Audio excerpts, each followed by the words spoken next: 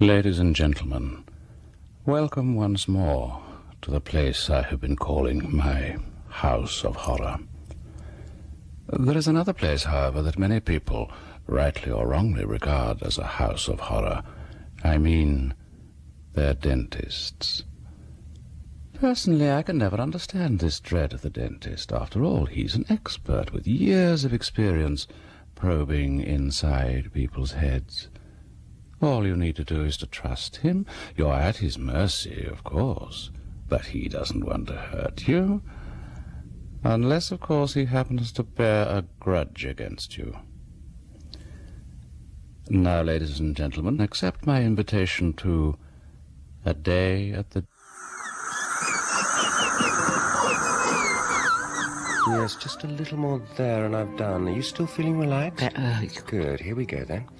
I must make a good job of this one, mustn't I? I don't want to think of my last filling coming out. Wouldn't do at all. No.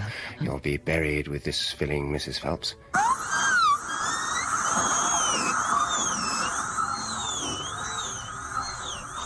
I'm terribly sorry, Mr. Peters, but Mr. Charles is retiring this week. Well, didn't you get a letter? Well, yes, today. I'm sorry, I don't know how we could have overlooked you. Dr... Yes, he's giving up the house with a practice. Dr. Maybury is taking over, a very capable man. Of course, Mr. Charles made sure of that, so if you'd like... Yes, to phone on Monday, you'll be able to arrange with him. Yes, I am sorry. Goodbye. Can I help you? Can he fit me in this afternoon? Fillings come out. Well, I'm terribly sorry, but I'm afraid... I know it's short notice, but I don't mind paying over the odds well over if you like. Well, it's not a matter of money, Mr... Houseman, Fred Houseman, I am on your books. Well, I'm sorry, I don't remember you Well, I was 10 years ago. I've never taken myself off, so I should still be there, shouldn't I? Do you mean to say you haven't been to the dentist? I've got perfect teeth. It's only this one, look. Well, right? Well, I'm very sorry, Mr. Houseman. If you are on our list, you should have had a letter. I'm afraid Mr. Charles is retiring early. He's on his last patient now, in fact. If you'd like to ring on Monday... But it's only 4 o'clock. Surely you can fit me in. I'll pay. I'm sorry, but he gave instructions. Will you come in now, please, Betty? Yes, Mr. Charles. I'll ask him, but I really don't think he'll have the time. Wait there, please. Amalgam, Betty. 3 will do, I think. Now, I'm just going to put this thing round the tooth a little wide. All right? Someone's just turned up wanting emergency treatment, Mr. Charles. I told him I didn't think he could deal with him, but he's very persistent. No, I really haven't the time. Not too tight? The removals people are due in the morning. I must help my wife finish off. Yes, of course. Is he one of ours? Well, he says he is. He had a filling 10 years ago, but he hasn't been here since. Says he has perfect teeth. Has he indeed? So what does he want with me? Here we go, Mrs. Phelps, all right? He says the filling's come out. Can't have been one of mine, then. What's his name? Houseman, Fred Houseman. I'm terribly sorry, Mrs. Phelps. Careless of me. All right? Nearly done. Fred Houseman. Do you remember him? Oh, yes. There we are. All done now. I'll just take this out. Now, bite gently. Again. Now, grind your teeth together. That's good. Again. Splendid. Now, just rinse your mouth out now.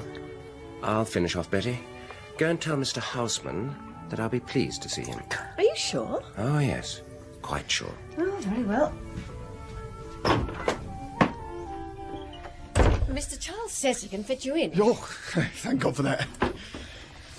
Oh, you don't know what it takes for me to go to a dentist? You'd like to fill in this form? Oh, Is that why you haven't been for so long? I tell you, my teeth are perfect.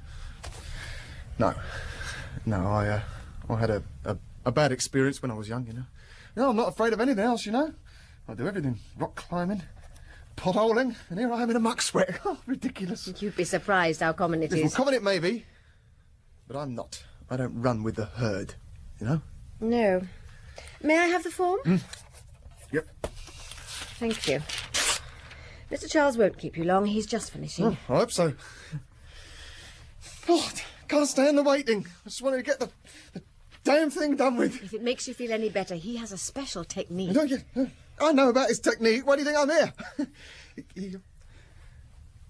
He still doesn't use the needle, does he? Oh, Mr. Charles doesn't believe in local anaesthetics if at all possible. No, what he does... Right. I hate the needle worst of all. Well, that's why I went to him in the first place. All my life, I've been obsessive about dental hygiene. You know what I mean? What, to keep the damn dentists away. And he did too. Till I broke a damn tooth. I must say, though, Mr. Charles did a good job.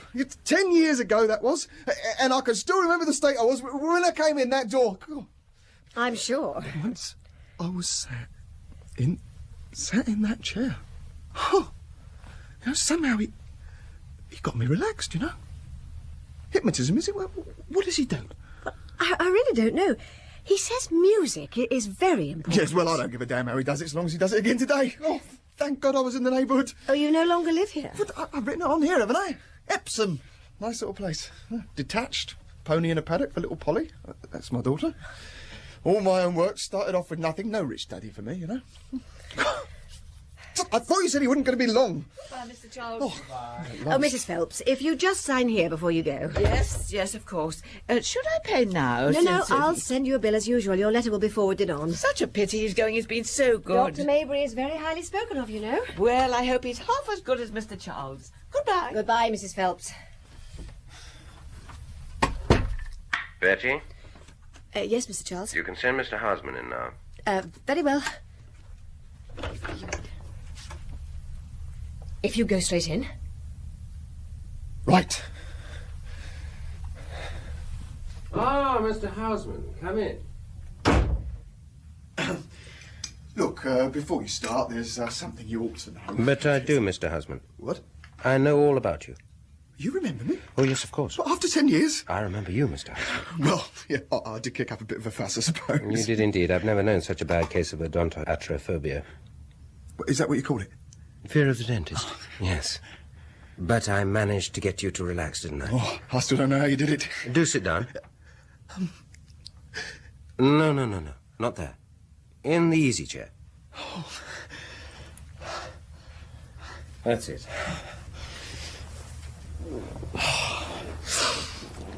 We'll talk for a while till you're properly relaxed. There's no hurry.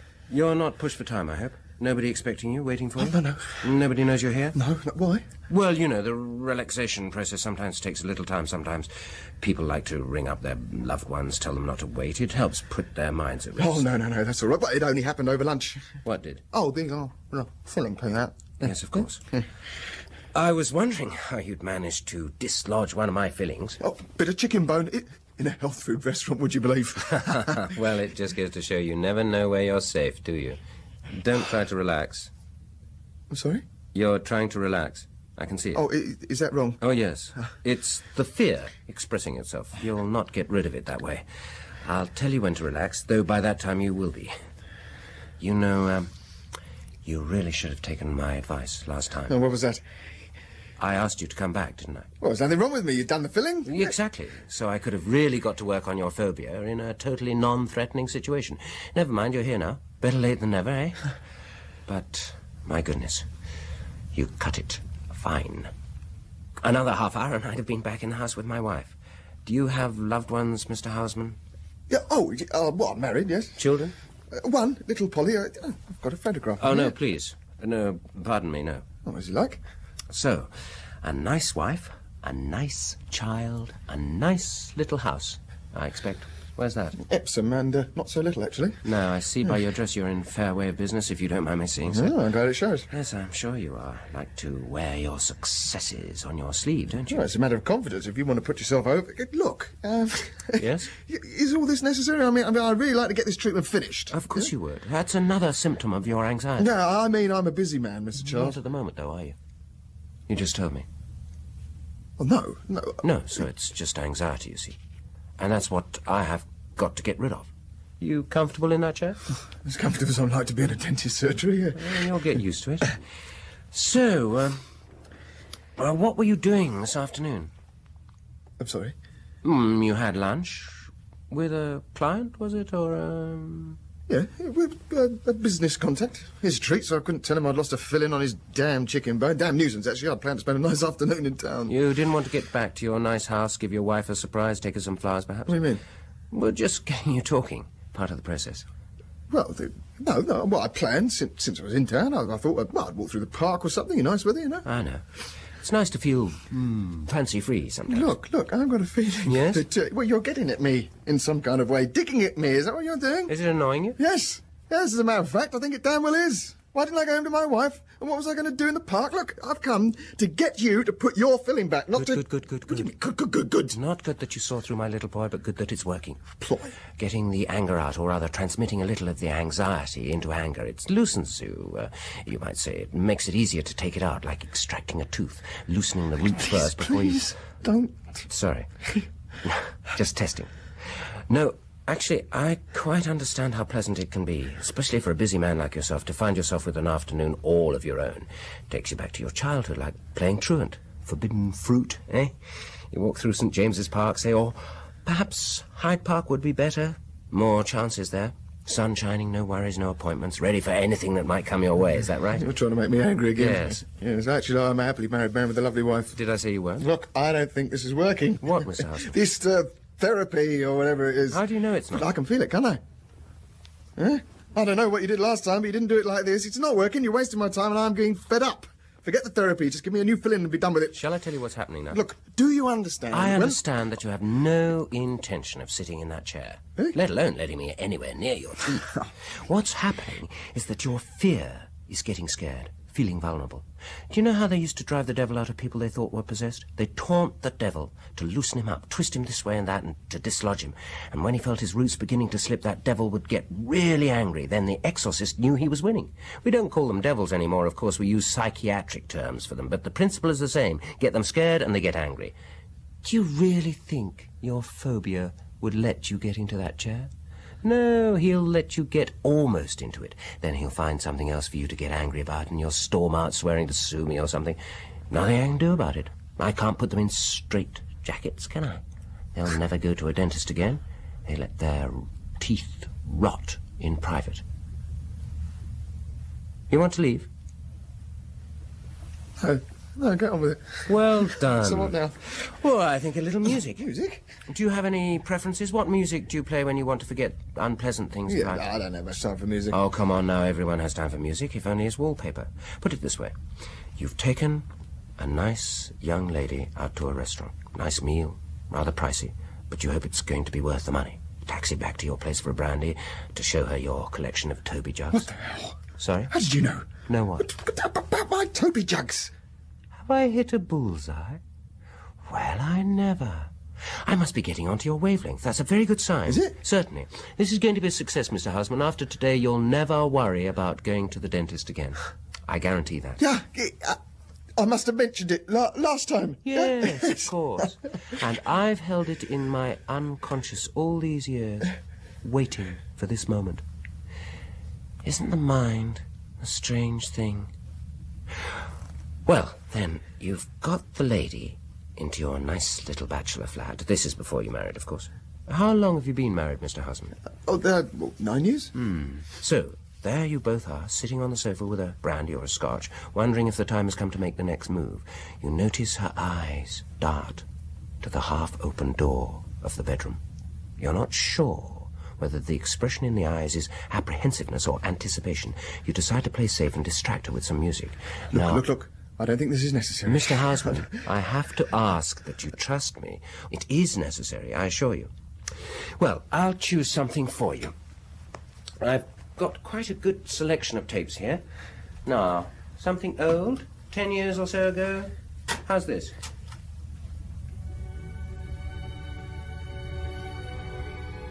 I used to have that album. So, I've hit the nail on the head again, have I? That's good. Because you see, Mr. Houseman, there's an interesting parallel to be drawn between you, say, and your younger days, of course, before you became a happily married man with a sweet little child and a nice, not-so-little house in Epsom, between you trying to coax a young lady into your bed and me trying to coax a patient, you, for instance, into my dentist's chair. Think of the processes of dentistry. The prying fingers of a stranger in your mouth. What an impertinence, what an indignity. And then worse still, the dreadful machinery of filling, of extraction. Unclench your hands, Mr. Houseman. You have to talk about it. Yes, I do, trust me. So you see, what am I to you but a potential rapist, intent on assaulting your most secret, most vulnerable places? Some fool of a dentist mistreated you as a child, forced your mouth open, perhaps, regardless of your cries, to insert his instincts. Don't try to relax. And now, here am I trying to persuade you into the same situation again. No fear, says you're unconscious. You'll not catch me again. And however much I tell you that this time is different, that the past is over, that this time you might even enjoy it, your unconscious won't believe me. Because for the unconscious, the past is never over and the present is only the past happening all over again. Do you understand? Oh, understanding is one thing. And the emotions are another, I quite agree. I can't argue you into that chair, Mr. Houseman, I know that. And I can't do what that criminal idiot did all those years ago and force you. You're too strong now, and besides, I find the idea of that kind of forcing quite dreadful. No, I have to seduce you into my chair. Oh, you've got a job on. Oh, I have. But think back again to that night, that hypothetical night when you persuaded the young lady back to your flat to look at your Toby jugs. I've got a job on here, you might have thought. This is a tough nut to crack. On the other hand, she's still here. There was a time when she could have left after a quarter of an hour or so after the first brandy. She's still here. Nil desperandum. And look, when you smiled, she smiled. When they smile with you, the battle's as good as won. Isn't that so? Yes. Of course it is. And now I'm going to ask you to try my chair out. Oh, no. Yes. No, you haven't done anything yet. It hasn't worked. You think not? No, you'll have to do better than that. You're right. I'm a tough nut to crack. But I have done something, you see. There's a change in our relationship. Haven't you noticed? You laughed with me. You feel more at ease. You feel you can trust me, don't you? I suppose so. And so you can permit yourself to issue a challenge. You'll have to do better than that. In other words, whatever I'm afraid of, I'm not afraid of you anymore. I'm in control of events. I'm not a small boy here. I don't feel like letting you near my teeth, but if you think you can change my mind, you just go ahead and try. Isn't that the case? I suppose it is. And isn't it the same with women? When you sense that they're challenging you, the battle's as good as won. Yes. So, now I'm in a position to make you a request and a promise, which you know I'll keep because you trust me. And in any case, you're in control. The request is that you try out the chair for a moment. No treatment, no, not even a peek into your mouth. And the promise is that as soon as you say the word, you can go back into that chair again. Well? You won't look in my mouth? I promise. Yeah, all right. If you think it'll get you anywhere. Good. That's it. Sit comfortably. Legs straight, you're not on a horse.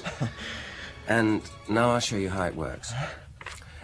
This is how we put children at their ease nowadays, you know. We treat the chair like a toy, and we're all still children at heart. Apprehensive, but curious.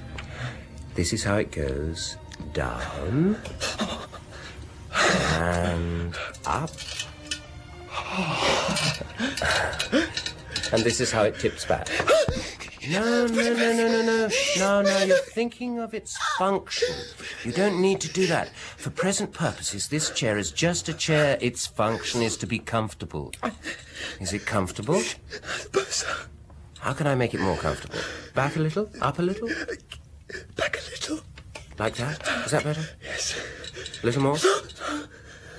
No, right. Now, you're sure you're comfortable? Oh, but if it was just a chair. But it is just a chair. You're going to sit there and then you're going to leave it. Now, we're doing very well. Next stage, I want you to slip this on. Huh? What is it? Well, it's a sort of apron. It protects you. Mr. Houseman, do you trust me? Yes. Of course you do. Now, just put your arms through... That's the idea. Never mind the tapes, I'll bring them round here. That's right. Just relax. Look, I think I'd like to just... A minute or two, Mr. Houseman, just a couple of minutes. Excuse me, just a moment. Just lie there and relax. Betty? You want me in now, Mr. Charles? No, Betty, I've decided no treatment is necessary. What? We're just going to talk a little longer, so you can go home now. Are you sure, Mr. Yes, Charles? quite sure. Don't bother to clear up, just go. Drop in the morning and we'll settle things. Very well, Mr. Charles. Oh, and Betty? Yes, Mr. Charles? On your way out, will you ask my wife to come to the surgery? Tell her I have a surprise for her. A surprise? She'll understand. I'll tell her. Thank you. Goodbye, Betty. Goodbye, Mr. Charles. Look what's going on. What? What do you mean no treatment necessary? You haven't even looked in my mouth. Oh, that was just to get her to go home. Huh? She's a very conscientious Why do you want her to go home? You can't do anything without her. Oh, I can, believe me. We're likely to be here for some time, you know. You wouldn't have the poor girl missing her supper. Some time? I don't understand. Look. I want to get down now. Aha! Do you hear that? I want to get down now. Straight from your childhood that came, that awful childhood when you got that nasty dentist. All right, get down. I can't. I can't move my arms. The tapes have got caught or something. Let me see. Oh, so they have. Ah, that's Betty leaving. She's gone into the house to fetch my wife. Will you hurry up and let me out? Oh, look at that. The tapes have got all tied together. Get them untied then. What are you doing down there? Just strapping your ankles, Mr. Houseman, so that you don't kick. There. This Yes? This is a straitjacket. A sort of straitjacket, yes. I had it made specially. Oh, my God, nurse! Betty! She won't hear. You can't hear anything in here from the house, and anyway, she's probably on her way home by now, and the windows are very well double-glazed, as you can see. Don't worry. My wife will be here any moment. She's dying to meet What are you. you talking about? What the hell is going on? You let me get out of this! You let me go! It's no use struggling, you know. That thing's very strong. We've tested it. We? Oh, look, if this is part of your so-called therapy, I've had enough of it now. I am getting... Let me out! Please, may I get down? You struggle for this, you let me out! Please, may I get down? Please! Please, may I get down? I get down, I don't feel very well. Oh, do you not? That's a pity. You're going to let me out? No. You promised! Promises are very insubstantial things, Mr. Houseman, as you know. Oh, I don't know what you're talking about. Oh, God, this is a nightmare. Yes, you're right. A nightmare returned. It was somebody else's. Now it's yours. It's about, please let me out. Look, my wife knows I'm here, so she'll soon be on the No, way. your wife knows nothing. No one knows anything. You told me so. Get me out of this chair, please. Look, I do whatever you want. I'll give you whatever you want. What I want you can't give me, Mr. Houseman. What you owe me, you can't pay back. And what you owe my I wife... don't know your wife. As for getting me struck off, you forget I'm retiring today. You're my last case, Mr. I think I'm Houseman. going to be sick. Oh, I hope not. You do know my wife, you know. Or did once, in the biblical sense, as they say. Before you were married, of course. You don't go in for that kind of thing anymore. Well, you're a respectable family man now, aren't you? With a nice little family and a nice big house in Epsom. Look here, I demand. Be quiet, that I'm you talking. Damn well, makes no... Mr. Houseman, I'm not in a position to have to keep my temper with you. If you interrupt me again, I shall take this piece of machinery here and wedge your mouth open with it. And if you still make noises, I shall hurt you. Do you understand? About 12 years ago it was. You may not remember the woman, Mr. Houseman, I dare say. She was one of many. But you must remember the case. Case? Yes, I see you do. I was very distressed to read about it in the paper. I've always had a hatred of physical violence. It's what makes me a good dentist, I think. Made me. And that you'd actually got away with it. I knew you were guilty. I knew her, you see. As a patient. A sweet child. I knew she was not capable of such things as came out at the trial. And I saw the change in her. Her teeth were always good. But she took to seeing me regularly after it was all over, after she'd lost the case and thus been branded as a perverted woman. She knew I was gentle, you see, and she needed to remind herself that there was in the world at least one gentle man. And I was a good deal older. That helped. She could treat me as a father. She'd sit there in that chair, and while I pretended to examine her teeth, I'd talk to her, try to comfort her, though, of course, without alluding to the reason for her distress. Anyway, the long and short of it was, we married. It wasn't only pity. No, she attracted me. You'll understand that. Please let me Only go. after that experience with you, there were difficulties. She couldn't bear to be touched. Not even by me. She told me about it eventually. The pleasant young man who took her out to a nice meal, how he persuaded her to drop into his place for a brandy and to see his collection of Toby jugs. She was an innocent and soft music. And then the rest. And then the court case, her humiliation, his release, his crowing to his friends, spreading stories. Yes, I heard. And then having to get rid of the child. Your child. Oh, my God. Did you know about that? To her, it was a sin. But she had to commit it. She'd have gone mad otherwise. A sin she paid for because afterwards she discovered that even if she could bear the physical contact, she couldn't bear more children. That's one of the debts you owe us. No, I didn't. Then one day, in you came for a filling. I knew you, though you didn't know me. She'd pointed you out in the street once with terror. You sat in my chair, and I could do nothing. I asked you to come back, but you didn't. So I waited and prepared. And here you are. I'm sorry. Look. If there is anything... Wait! Money... You haven't heard the best bit. A very strange thing happened when I told her I'd had you in this very chair. She said, "What would you have liked to do?" I told her, and her eyes lit up. That night, for the first time, I'd made a mistake, you see, with my gentleness. My innocent child. Your fault, Mr. Houseman.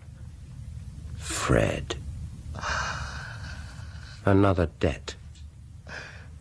We talked fantasies that night. Nasty fantasies. About you. And for the first time as we talked, she allowed me to touch her. And that's how it's had to be ever since. You've lived with us in our marriage, Fred, in a most intimate way. They were her idea, the straight jacket and the ankle straps. She wanted to feel that somehow, someday, her fantasies would take on flesh. And here you are. She won't be long now. She'll be preparing. Let me go. You can't do this. Help. Help. That's it, open wide. Splendid.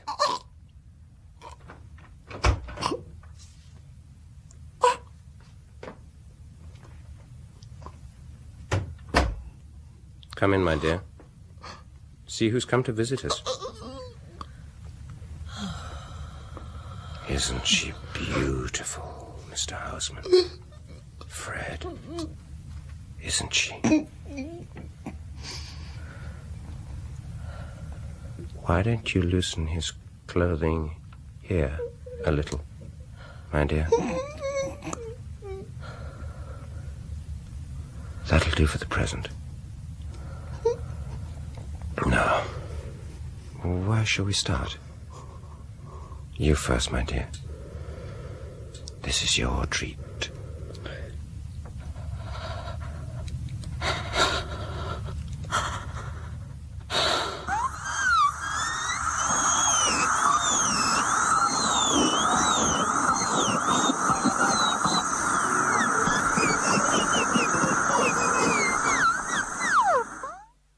Well, if any of you have an appointment with your dentist tomorrow, I hope that little tale won't cause you to cancel it. After all, it was only a story. Wasn't it? John Castle played the nasty Mr. Charles, and Mick Ford the oh-so-unfortunate Mr. Houseman. Betty was played by Karen Archer, and Mrs. Phelps by Joan Matheson. A Day at the Dentist's was written by James Saunders, based on an idea by Arch Obler. The director was Martin Jenkins. My name is Edward de Souza, the Man in Black, and I hope you'll join me next week when I tell you a story that goes into the mouth in quite a different way.